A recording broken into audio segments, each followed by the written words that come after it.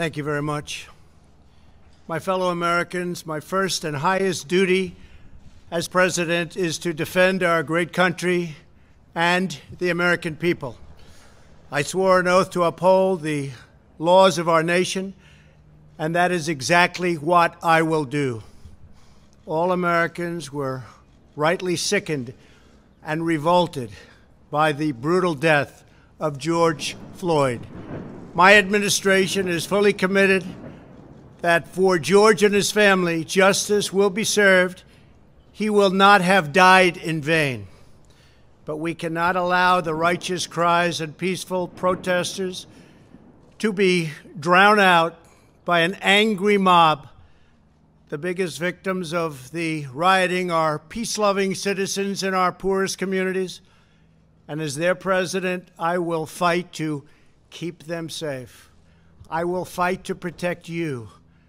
I am your president of law and order and an ally of all peaceful protesters. But in recent days, our nation has been gripped by professional anarchists, violent mobs, arsonists, looters, criminals, rioters, Antifa, and others. A number of state and local governments have failed to take necessary action to safeguard their residents. Innocent people have been savagely beaten, like the young man in Dallas, Texas, who was left dying on the street, or the woman in upstate New York viciously attacked by dangerous thugs. Small business owners have seen their dreams utterly destroyed. New York's finest have been hit in the face with bricks. Brave nurses who have battled the virus are afraid to leave their homes. A police precinct has been overrun here in the nation's capital. The Lincoln Memorial and the World War II Memorial have been vandalized. One of our most historic churches was set ablaze. A federal officer in California, an African-American enforcement hero, was shot and killed. These are not acts of peaceful protest. These are acts of domestic terror. The destruction of innocent life and the spilling of innocent blood is an offense to humanity and a crime against God. America needs creation, not destruction, cooperation, not contempt, security, not anarchy, healing, not hatred, justice, not chaos. This is our mission, and we will succeed. 100%, we will succeed. Our country always wins. That is why I am taking immediate presidential action to stop the violence and restore security and safety in America. I am mobilizing all available federal resources, civilian and military, to stop the rioting and looting, to end the destruction and arson, and to protect the rights of law-abiding Americans, including your Second Amendment rights. Therefore, the following measures are going into effect immediately. First, we are ending the riots and lawlessness that has spread throughout our country.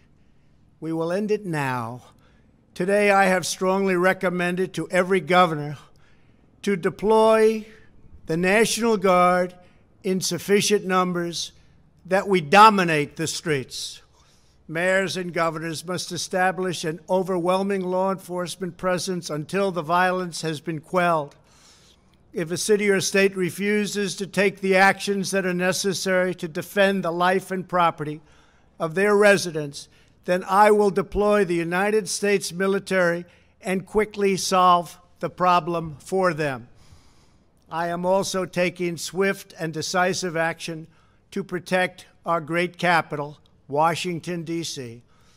What happened in this city last night was a total disgrace. As we speak, I am dispatching thousands and thousands of heavily armed soldiers, military personnel, and law enforcement officers to stop the rioting, looting, vandalism, assaults, and the wanton destruction of property. We are putting everybody on warning. Our 7 o'clock curfew will be strictly enforced. Those who threaten innocent life and property will be arrested, detained, and prosecuted to the fullest extent of the law. I want the organizers of this terror to be on notice that you will face severe criminal penalties and lengthy sentences in jail. This includes Antifa and others who are leading instigators of this violence. One law and order, and that is what it is. One law. We have one beautiful law. And once that is restored and fully restored, we will help you, we will help your business, and we will help your family. America is founded upon the rule of law. It is the foundation of our prosperity, our freedom, and our very way of life. But where there is no law, there is no opportunity. Where there is no justice, there is no liberty. Where there is no safety, there is no future. We must never give in to anger or hatred. If malice or violence reigns, then none of us is free. I take these actions today with firm resolve and with a true and passionate love for our country. By far, our